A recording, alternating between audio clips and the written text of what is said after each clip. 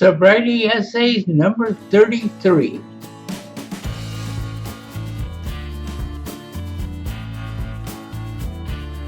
The Steps in Me.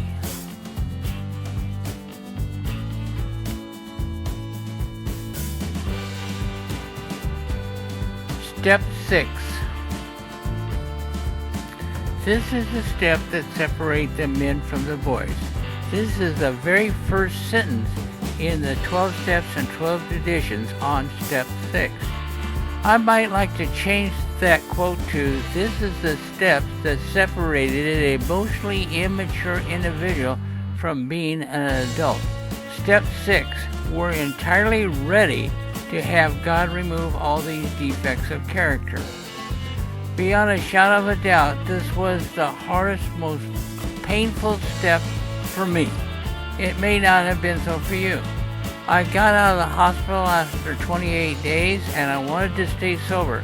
I sat down in my living room to read about step 6 from the 12 and 12. Read that the first sentence and got no further. It says, this is the step that separates men from the boys.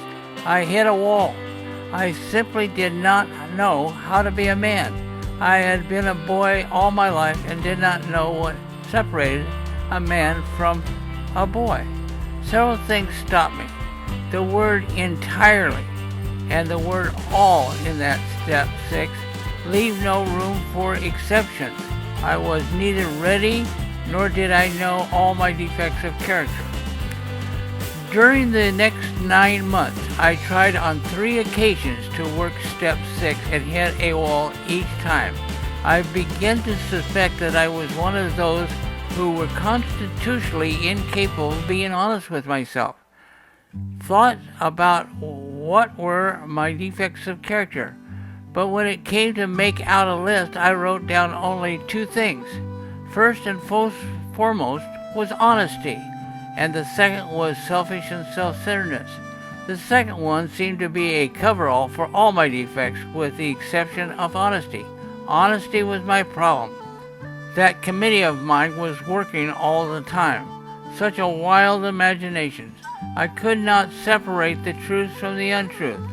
For 9 months I stayed sober, and yet didn't have sobriety. As someone said, I was so dry I was a fire hazard. Then something happened to me. I hit a second bottom, just as hard as the first. I hated my job, my boss, my wife, my life, and most of all, me. The something that happened was my sponsor and friends walked me through that day, and I didn't drink. Something inside me changed, and I knew I didn't have to live the way I had been living anymore. Shortly thereafter, in a step study meeting, I laid out my problem with honesty to the group. Told them I didn't know how to be totally honest. Some old-timer laughed and said, Chuck, you're trying to bite off more than you can chew. He continued, why don't you try and be as honest as you can right now? Not an hour from now or a day from now. Just be as honest as you can be right now. If you stop doing guilty things, you won't feel guilty.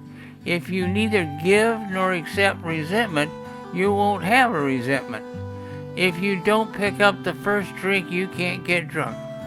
I accepted that as a way of life and found sobriety. Sobriety means to me the ability to live comfortably and peacefully with me most of the time. Today, that job and my boss are okay. That marriage has a nice, beautiful bond. Today, I have respect for myself and feel comfortable with me. I can't take credit for any of it. It was the program, it was my sponsor, it was my friends, and it was that old-timer that changed my life. P.S. If I ever want to know all my defects of character, I will just ask my wife.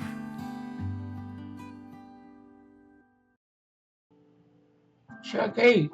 Sobriety date April 19, 1984.